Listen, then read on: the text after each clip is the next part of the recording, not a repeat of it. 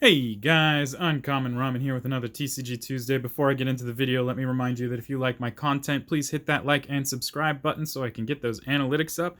And also, if you want to know when the videos hit the internets, hit the bell icon so you can be notified when I post my videos. And finally, if you feel the need to support me, hit me up on my Patreon at patreon.com/Uncommon Ramen, capital U, capital R. I do all of this in my free time, so any amount of support can help me bring more of this content to you more often. Now, without further ado, we are going to be taking a look at another deck tech. This time we are doing a mono blue deck tech with Unesh, the Cryo Sphinx Sovereign. Unesh, the Cryo Sphinx Sovereign. Part of the reason that I put this together was that my friends kept challenging me to build monocolored commander decks, and I have built a commander deck for each shard, each wedge, and each color pairing. Some of them I've actually built quite a few decks, like you've seen my Rakdos Phoenixes, and you've also seen my Rakdos Super Friends.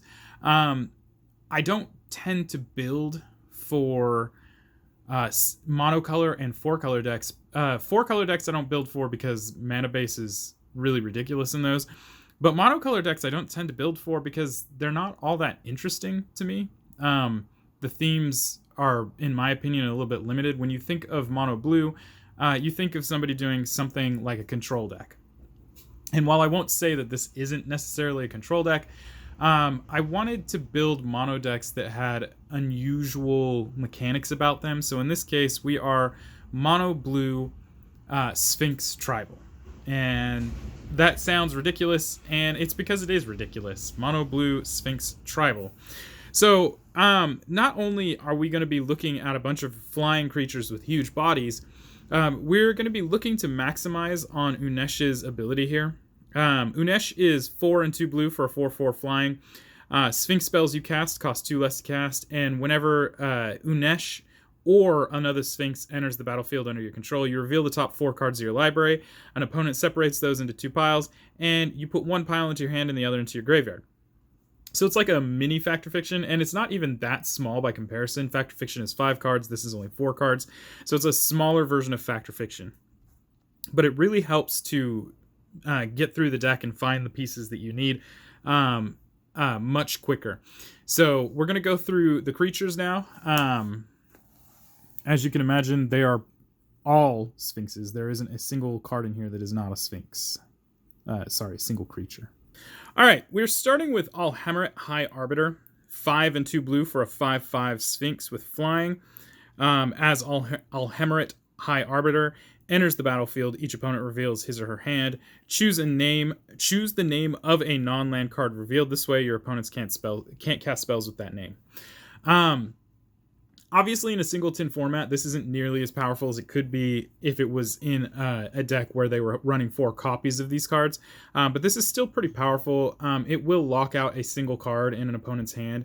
And if you're playing 2 opponents that are running relatively similar colors or similar decks, you might even lock out 2 different cards. So this can have some pretty good utility in it. But the fact that it's a 5/5 body is really what's cool here. And then finally, you can... oh, wait, I already read that part. So yeah, anyway, 5/5 body with flying. Next up, we have Arbiter of the Ideal, 4 and 2 blue for a 4/5 flying Sphinx. Inspired, whenever Arbiter of the Ideal becomes untapped, reveal the top card of your library. If it's an artifact, creature, or land, you may put it onto the battlefield with a manifestation counter on it. That permanent is an enchantment in addition to its other types. So this is pretty cool because we can start getting our artifacts and enchantments and creatures out. Sorry, artifacts, creatures, and lands, my bad, out pretty quickly. The downside being that we're going to add the enchantment keyword to them, and enchantment subtype to them, which can make them a little bit more vulnerable. So you got to be a little bit careful about that, but still a very cool card in here. Moving on.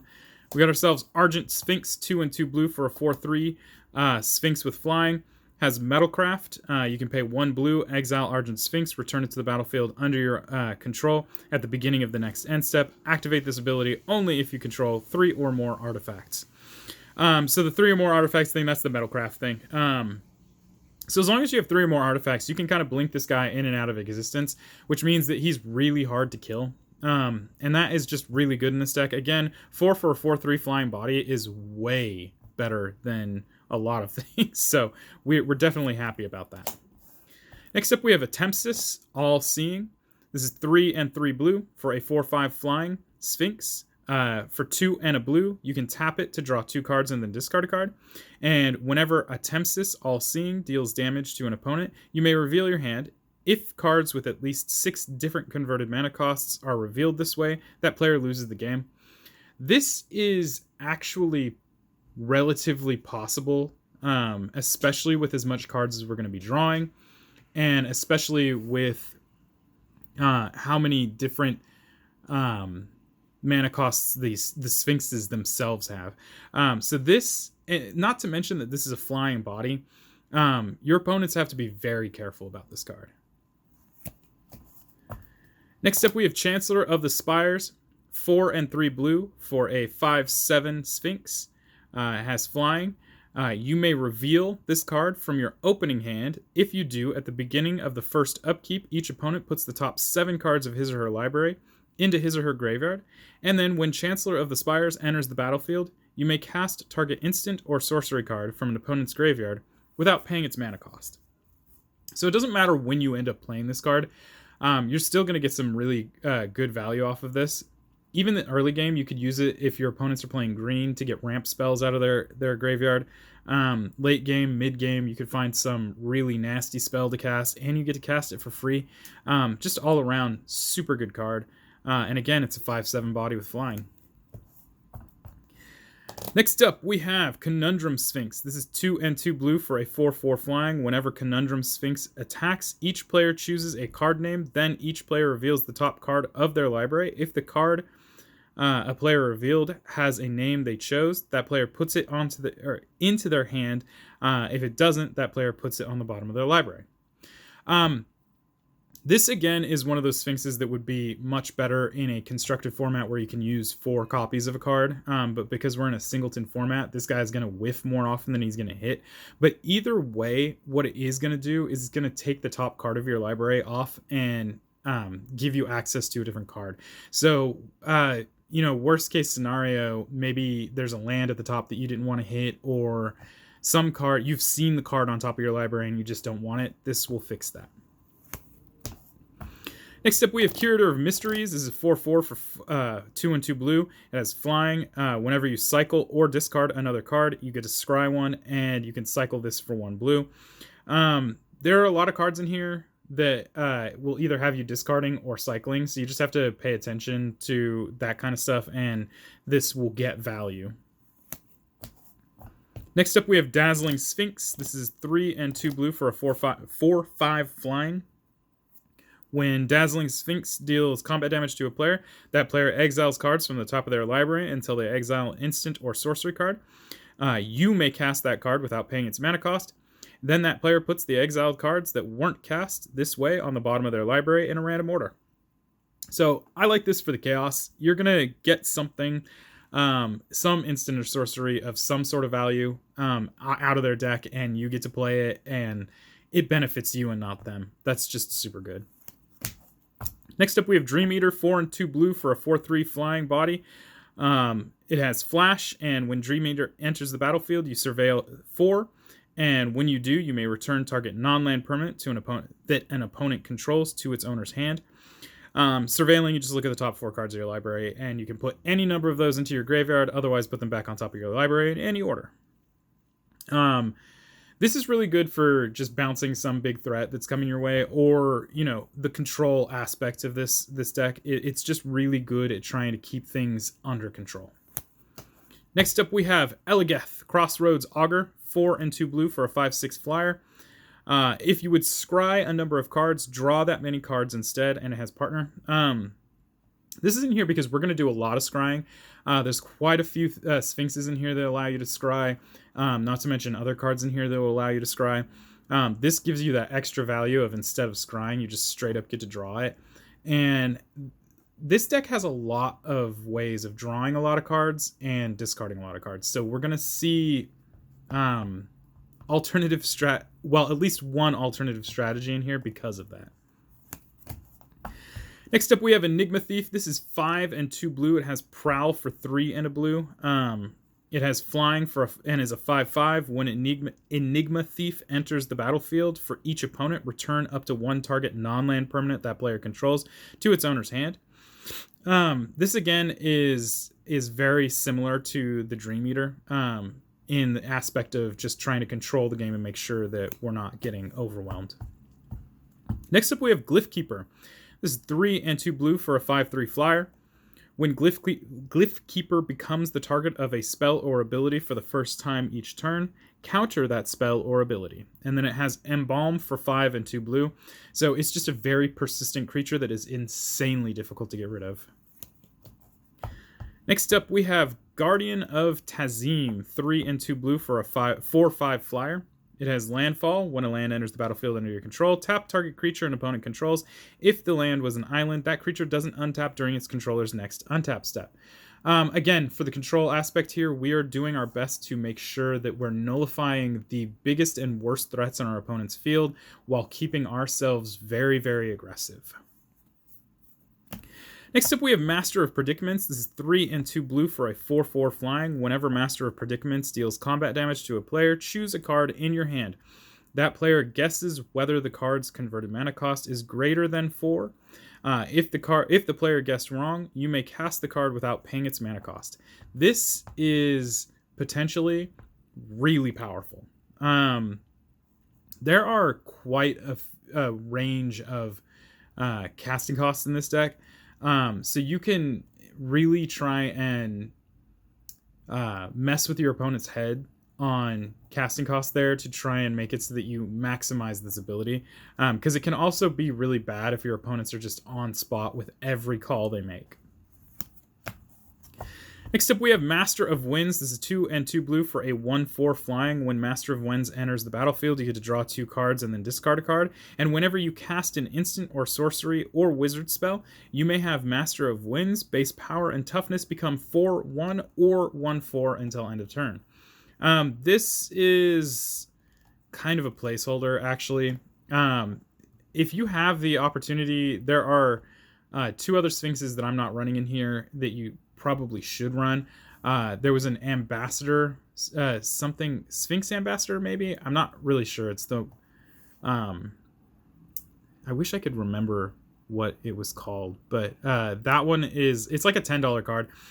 You should probably run it in place of this.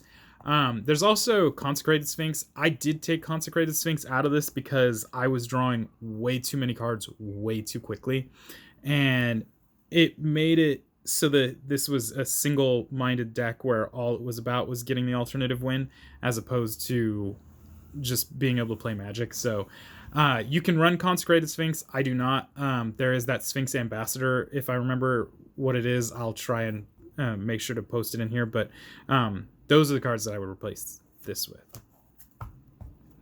Next up, we have Ormos Archive Keeper, 4 and 2 blue for a 5/5 flying. If you would draw a card while your library has no cards in it, instead put 5 +1/+1 counters on Ormos Archive Keeper. And for 1 and 2 blue, you can discard 3 cards with different names to draw 5 cards. The 1 and 2 blue to discard 3 cards and draw 5 cards is a fantastic filter ability. And the ability, whenever you draw cards, if you have no cards in your library, to make this bigger is also incredible because it delays the inevitable. Let's say, for whatever reason, you mill through your deck so fast that you hit a point where you haven't had a chance to play your alternative win condition, but you still are going to lose the game if you don't figure something out. This will help delay that. But it is just that. It is only going to delay it because as soon as your opponents realize that once this is dead, you lose the game, they will do everything they can to remove this. So you just have to be very careful.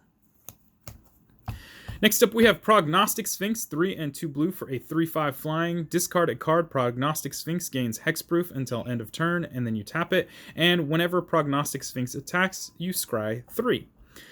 This works really well with Elagath, because instead of scrying 3, you'll draw 3.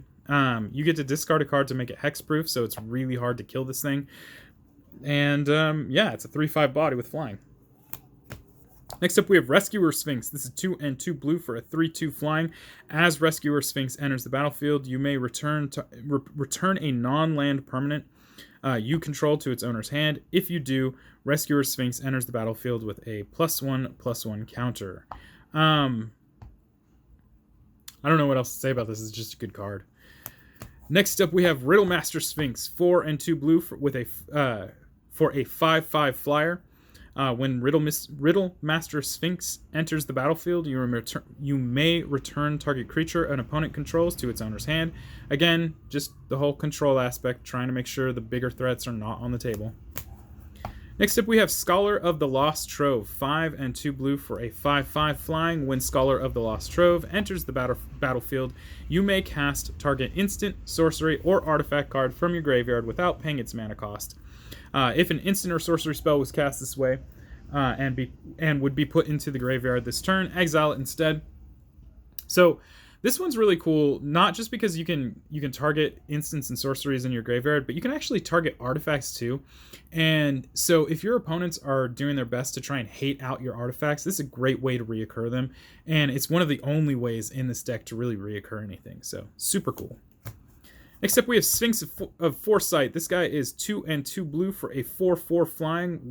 You may reveal this card from your opening hand. If you do, you get to scry 3 at the beginning of your first upkeep. And at the beginning of your upkeep, you get to scry 1 as long as it's on the battlefield. Next, we have Sphinx of Dwar Island. This is 4 and 2 blue for a 5/5 flying that has Shroud, and you may look at the top card of your library at any time. This has Shroud, so not only is it insanely difficult to get rid of, you can't target it yourself. So just be aware of that. And then also, you can look at the top card of your library at any time. So that is super good for trying to set up your plays, and especially if you're trying to see, what you can do the next turn. Next up, we have Sphinx of Lost Truths. This is 3 and 2 blue with a kicker of 1 and a blue. It is a 3/5 flyer. When Sphinx of Lost Truths enters the battlefield, draw 3 cards. Then, if it wasn't kicked, discard 3 cards. No matter how you play this is a really good way to filter through cards in your hand. But if you do kick it, you end up actually just netting 3 cards, which is super good, especially considering you also just end up getting a 3/5 body with flying. Next up, we have Sphinx of Magosi, 3 and 3 blue for a 6/6 flying. You can tap 2 and a blue to draw a card, then put a +1/+1 counter on Sphinx of Magosi. There is no downside to this. There is no downside. You don't have to discard cards. You don't have to sacrifice anything. You don't have to do anything. You don't even have to tap Sphinx of Magosi to use this ability. There is no downside to this. Next up, we have Sphinx of the Final Word, 5 and 2 blue for a 5/5. Flying hexproof. Sphinx of the Final Word cannot be countered, and instant and sorcery spells you control can't be countered by spells or abilities. This is super good as far as like the control aspect of this deck is concerned, because it means that now your opponent can't counter your counters if you are trying to stop them from doing something mean. Next up, we have Sphinx of the Second Sun, 6 and 2 blue for a 6/6 flying. At the beginning of your pre-combat main phase, you get an additional beginning phase after this phase. So I really like this one because you get to draw 2 cards at the beginning of your turn instead of just the 1. But you also have your entire upkeep where you can cast instants and then just simply untap again. And so this is really versatile. If I was to replace this would be replaced probably with the Consecrated Sphinx. Next up, we have Sphinx of Uthun. This is 5 and 2 blue for a 5/6 flyer. When Sphinx of Uthun enters the battlefield, reveal the top 5 cards of your library. An opponent separates those cards into 2 piles. Put 1 pile into your hand and the other into your graveyard. So this one is actually a Fact or Fiction on wings.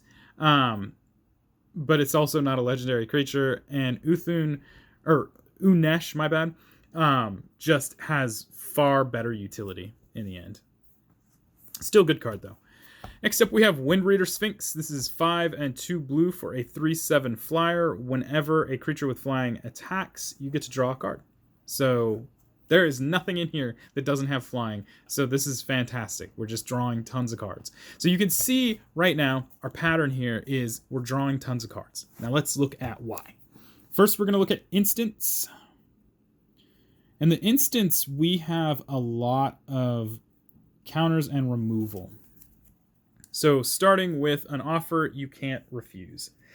For 1 blue, you get to counter target non-creature spell. Its controller creates 2 treasure tokens. So yes, we're giving them 2 treasure tokens, but 9 times out of 10, the card that they're about to play that you're going to counter is something that is going to disrupt your scheme, and we just can't have that happen, even if we're giving them 2 treasures. Next up, we have Arcane Denial. This is 1 and a blue, counter target spell. Its controller may draw up to 2 cards at the beginning of the next turn's upkeep, and you draw a card at the beginning of next turn's upkeep. So this is kind of a win-win. Your opponent gets to draw 2 cards.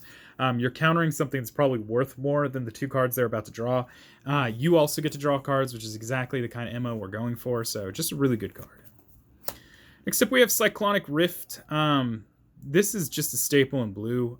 It is one of the few very effective blue board wipes that exist. And since we're in mono blue, we're very strapped on what kind of board wipes we can use. Cyclonic Rift, for 1 and a blue, you can return target non-land permanent you don't control to its owner's hand. You can overload it for 6 and a blue, meaning that you return all non-land permanents you don't control to their owner's hands.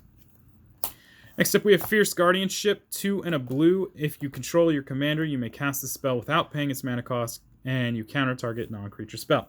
You're going to notice a pattern of countering non-target or non-creature spells.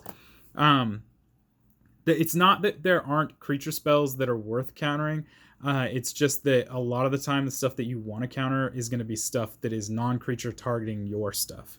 And because we're flying big bodies with flying over you, I'm not too worried about most creatures. Next up, we have High Tide. For 1 blue, until end of turn, all islands produce an additional blue when tapped for mana. As you can probably already see, Sphinxes cost a lot of mana, so having this will just make it that much easier to bring out. But Unesh also makes Sphinxes cost 2 less, and you'll see a pattern with that as well. Next up, we have Negate. For 1 and a blue, you can counter target non-creature spell. Next, we have Pongify. For 1 blue, you can destroy target creature. It can't be regenerated, and its controller gets a 3/3 green ape creature. So for every creature that we're not countering, because we spent a lot of time working with non-creature spells, we have answers for those as well, under most circumstances. Obviously, Indestructible, we have to look for exile, and Hexproof, we have to be a little bit, different. We have to do something different about, but other creatures, for the most part, we can just outright target them. So next up, we have Rapid Hybridization. For 1 blue, destroy target creature. It can't be regenerated. Its controller creates a 3/3 green frog lizard creature token. You'll notice they are the exact same thing. One creates an ape, one creates a frog lizard, but they're the same thing. All right, next up, we have Reality Shift. For 1 and a blue, you exile target creature. Its controller manifests the top card of their library. So I like this one because we're exiling. This is going to hit your Indestructibles, and that's where the big problems usually end up being, is in Indestructible, so great way to get rid of them. Next up, we have Resculpt. For 1 and a blue, exile target artifact or creature. Its controller creates a 4/4 blue and red elemental creature token. So again, we're exiling, but now we're not just exiling creatures, we can exile artifacts as well, and so it's just very versatile, and it gets rid of those Indestructibles. Next up, we have Slip Out the Back. For 1 blue, put a 1/1 +1/+1 counter on target creature. It phases out. You can use this to save one of your creatures if it's about to get destroyed, especially from board wipes, or you can use this to phase out one of your opponent's creatures, although they get a benefit of getting a +1/+1 counter, so it's kind of a lose situation there, but you could do it if you wanted. Next up, we have Stubborn Denial. For 1 blue, counter target non-creature spell unless its controller pays 1. If you have Ferocious, basically if you control a creature with power 4 or greater, counter that spell instead. Just outright counters non-creature spells, because everything in here is going to have, well, okay, not everything. Most things in here have a power of 4 or greater. Next up, we have Swan Song for 1 blue. Counter target instant, enchantment, or sorcery spell. Its controller puts a 2/2 blue bird creature token with flying onto the battlefield. This is the last counter in there, and yes, again, it doesn't hit creatures. I didn't end up putting counterspell itself in here, so all we have that hits creatures is Arcane Denial, because I ended up taking the counterspell out for a Fierce Guardianship, which that may not be the way you want to take this. I have found with this deck that I have more problems with the non-creature spells, and maybe that's just the pods that I play in, than I do with creature spells. So just keep that in mind. You might have to tweak it some for your own use. Next up, we have sorceries. Starting with Curse of Swine. Curse of Swine is X and 2 blue, exile X target creatures. For each creature exiled this way, its controller creates a 2/2 green boar creature token. So again, as I mentioned before, blue has a difficult time with board wipes. There are very few effective board wipes in blue. This happens to be one of them, and this one isn't necessarily going to completely clear a board. This is going to clear a board as much as the resources you have available to do so, but the main part here is that it exiles creatures, and so that gets around indestructible clauses, and thus this is a very effective way to get rid of big, mean, indestructible threats. Next up, we have Flood of Tears. 4 and 2 blue. Return all non-land permanents to their owner's hands. If you return 4 or more non-token permanents you control this way, you may put a permanent card from your hand onto the battlefield. So we basically bounce everything back to everyone's hands, and under the right circumstances, if we bounced enough to our hands, we get to place something back onto the board, which is just a nice way to repopulate, especially for this deck where things are just downright expensive. Next up, we have Raven Form for 2 and a blue. You can exile target artifact or creature. Its controller creates a 1/1 blue bird creature token with flying, and you can foretell this, and the foretell cost to cast it is 1 blue. Next up, we have Rite of Replication. This is 2 and 2 blue with a kicker of 5.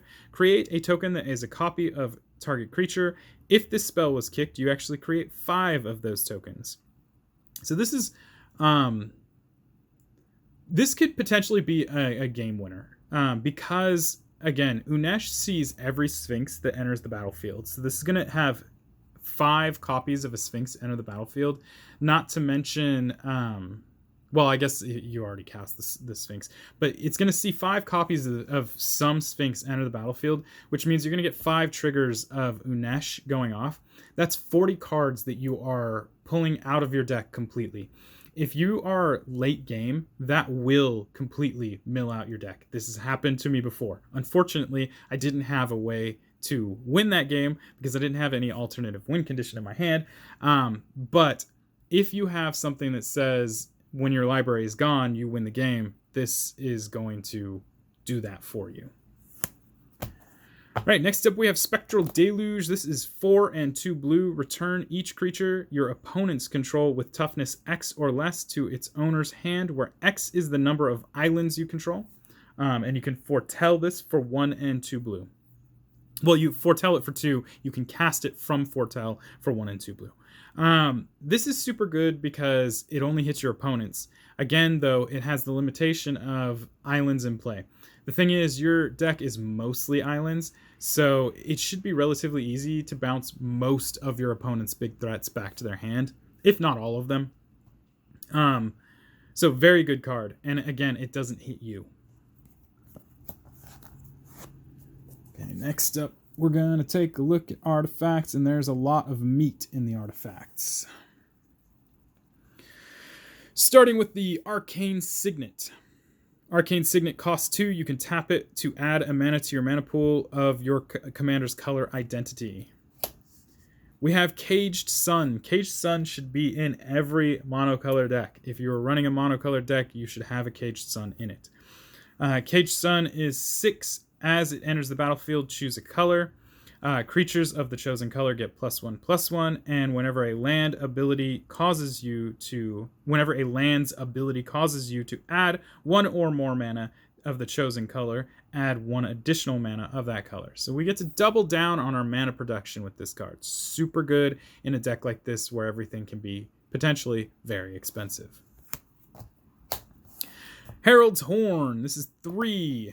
As Herald's Horn enters the battlefield, choose a creature type. Creature spells of the chosen type cost 1 less to cast. With Unesh, that means it's 3 less to cast your Sphinxes. Some of your Sphinxes will only cost 2 blue.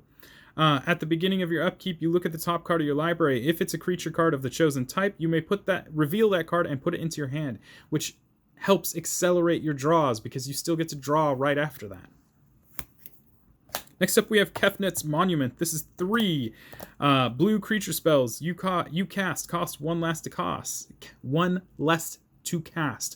With Unesh in play and with Herald's Horn in play, that brings the cost of your Sphinxes down by 4 colorless.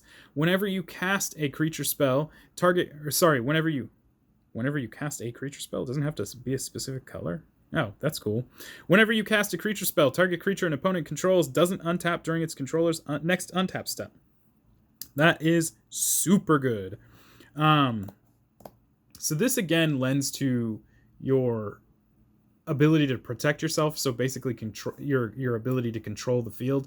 As your opponents start to realize that they need to do something about you, they're going to start getting aggressive. This helps you keep their things tapped so they can't continue to get aggressive. Next up, we have Lightning Greaves, 2 for an equipment. Equipped creature has Haste and Shroud and equips for 0. This is protection, obviously. Next up, we have Mind Stone. It costs 2. You can tap it to create 1. You can tap 1 and it to sacrifice it to draw a card. Next up, we have Panharmonicon. Panharmonicon costs 4. If an artifact or creature entering the battlefield causes a triggered ability of a permanent you control to trigger, that ability triggers an additional time.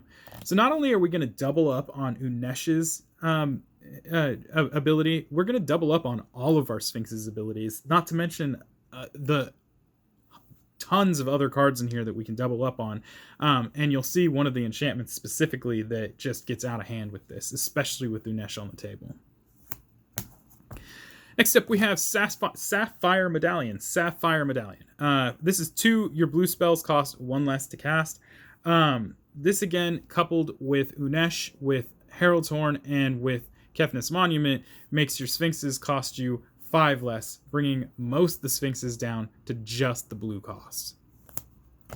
Next up, we have Sky Diamond. This is 2. Enters the battlefield tapped. You can tap it for blue. Next up, we have Soul Ring. Costs 1. You can tap it to add 2. Next up, we have Thought Vessel, costs 2. You have no maximum hand size, and you can tap it for colorless. Next up, we have Therian Dynamo, costs 4. You can tap it for 3. Next up, we have Urza's Incubator. When Urza's Incubator enters the battlefield, choose a creature type. Creatures of the chosen type cost 2 less to cast.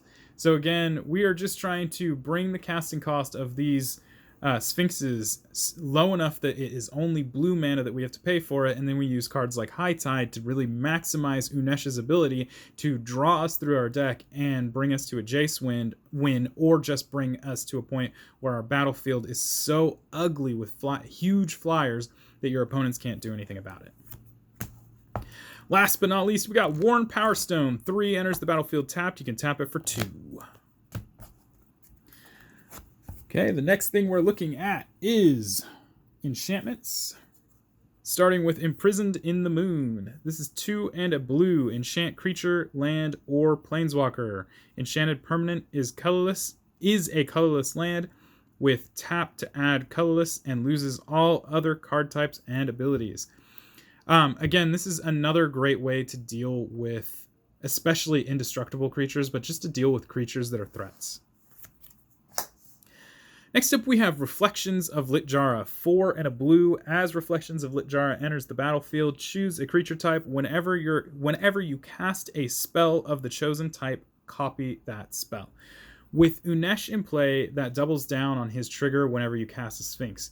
With Panharmonicon in play, it gets out of hand. It goes nuts. Because Panharmonicon doesn't just see Unesh's ability triggering, it also sees Reflections of Littjara triggering as well. And so you get massive turns with this, and we're copying lots of non-legendary Sphinxes to create a huge army of flyers, and we don't even have to commit that hard to it because we could just stick with the copies as opposed to continuously playing more and more Sphinxes, leaving us with Sphinxes in the hand to recover if a board wipe happens. Last but not least, we have Wizard class. This has a lot of utility in this deck. It costs 1 blue, it's an enchantment, and at level 1, right as it hits the table, you have no maximum hand size. This, in an early game, makes this deck pop. When you level it up to level 2 for 2 and a blue, Wizard class allows you to draw 2 cards, which is right up the alley of what we're trying to do. And then finally, at 4 and a blue at level 3, whenever you draw a card, you get to put a +1/+1 counter on target creature you control, thus making our Sphinxes even bigger and even more of a threat. Okay, last thing we're going to look at as far as non-land cards is going to be Planeswalkers. We have Jace, Wielder of Mysteries. Somebody out there is going to be like, why aren't you running Lab Maniac? Why aren't you running any numerous amount of spells that say when you don't have any cards in your library, you win the game? Well, I guess that's Lab Maniac, Thassa's Oracle. Is that it? Lab Maniac, Thassa's Oracle, and Jace?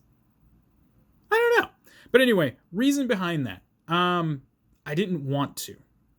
I did not want to focus this deck in that kind of way. When you get a chance to play this deck, if you're playing people that are in the same bracket, you know, obviously not a power level above you, this deck actually operates really freaking well. So you don't necessarily need the Thassa's Oracle, nor do you really need the Lab Maniac. As long as you can get Jace in your hand and you cast it before you lose the game, you will win the game. Jace, Wielder of Mysteries, 1 and 3 blue. If you would draw a card while your library has no cards in it, you win the game instead. For +1, target player puts the top 2 cards of their library into their graveyard, and you draw a card. And for -8, you draw 7 cards, and then if your library has no cards in it, you win the game. So this is what I'm talking about. This deck can easily pilot you to victory just by having big flying bodies, but it also has a tendency to draw and or sift through a huge amount of cards, and in more cases than not, I have found myself decking myself faster than I can actually kill my opponents. So this is kind of a necessity in this deck. You do need to keep it in your hand until you can trigger the ability, because otherwise your opponents are going to kill it. And since it is the only thing in your deck that actually says something like this, you need it to live long enough for that to happen. So, Jace, Wielder of Mysteries. Next up, we're going to look at non-basic lands. There are not a lot of non-basic lands in here, and most of them are in here for utilities value. Starting with Castle Vantress. Enters the battlefield tapped unless you control an island. You tap it for blue. You can also tap 2 and 2 blue to tap it to scry 2. With Elegeth, that is draw 2 instead of scry 2. Without Elegeth, you're still setting yourself up for the next turn, so it's super good. Next up, we have Fabled Passage. You can tap this and sacrifice it to search your library for a basic land card. Put it onto the battlefield tapped, then shuffle your library. Then if you control 4 or more lands, you get to untap the card. Super good. Just a great way to fetch out, you know, islands, I guess. The reason I put this in here was because they had Myriad Landscape in here, and Myriad Landscape for sure allows you to bring out 2 islands instead of just the 1, but it enters the battlefield tapped, and I had a problem with that, so I ended up putting in Fabled Passage instead. Next up, we have Lonely Sandbar. Lonely Sandbar enters the battlefield taps for blue mana, and it cycles for blue. Curator of Mysteries sees that, but most importantly, it's just a way to cycle through if you don't need the land to get something better. Next up, we have Mystic Sanctuary. It is an island that taps for blue, enters the battlefield tapped unless you control 3 or more other islands, and when Mystic Sanctuary enters the battlefield untapped, you may put target instant or sorcery card from your graveyard on top of your library. Great way for recursion, especially if you need, say, I don't know, Cyclonic Rift or one of your board wipes back, but also gets you some of the other stuff back too that might be useful. Next up, we have Odawara Soaring City. This is taps for blue, has channel 3 to blue, discard Odawara Soaring City, return target artifact, creature, or enchantment or planeswalker to its owner's hand. It costs 1 less to activate for each legendary creature, so it can get down to 1 blue. Just another way to control the board if your opponent has some threats that you just need off the table, or maybe a planeswalker that's about to bust, who knows. Next up, we have Path of Ancestry. Enters the battlefield tapped. You can tap it to add 1 mana of any color of your commander's color identity, and when that mana is spent to cast a creature spell that shares a creature type with your commander, you get to scry 1. Again, with Elegeth, that's draw 1. If not, you just get to scry, and again, you get to set up for your next turn. And then finally, of non-basic lands, we have Reliquary Tower. This one is in here for obvious reasons. When it's in play, you have no maximum hand size. It is insanely difficult to get rid of unless your opponents want to run a Strip Mine, Wasteland, so on and so forth. And you can tap it for colorless. And then finally, we have our islands. We have 28, I believe. So let me just do the math here. 1, 2, 3, 4, 5, 6, 7, 8, 9, 10, 11, 12, 13, 14, 15, 16, 17, 18, 19, 20, 21, 22, 23, 24, 25, 26, 27, 28 islands. And again, in mono decks, you're going to have a lot of basic lands because there isn't nearly as much mana fixing as you need. And utility lands tend to come into play tapped. So it's more beneficial to run just the basic land. That being said, we have our fair share of good utility lands for good reason. So that is my Unesh Cryo Sphinx Sovereign deck tech. Again, it's supposed to be Sphinx Tribal. It does have a tendency of running through the entire deck very quickly. Every game I have played with this, I have either had no cards left in my library or very few cards, and I mean every game I've played with this has been that way. So having Jace is an absolute necessity. If at any point in time you have a Unesh trigger where Jace is in that trigger, no matter what your opponents pick, you need to prioritize Jace to be in your hand because you will sift through your cards very quickly.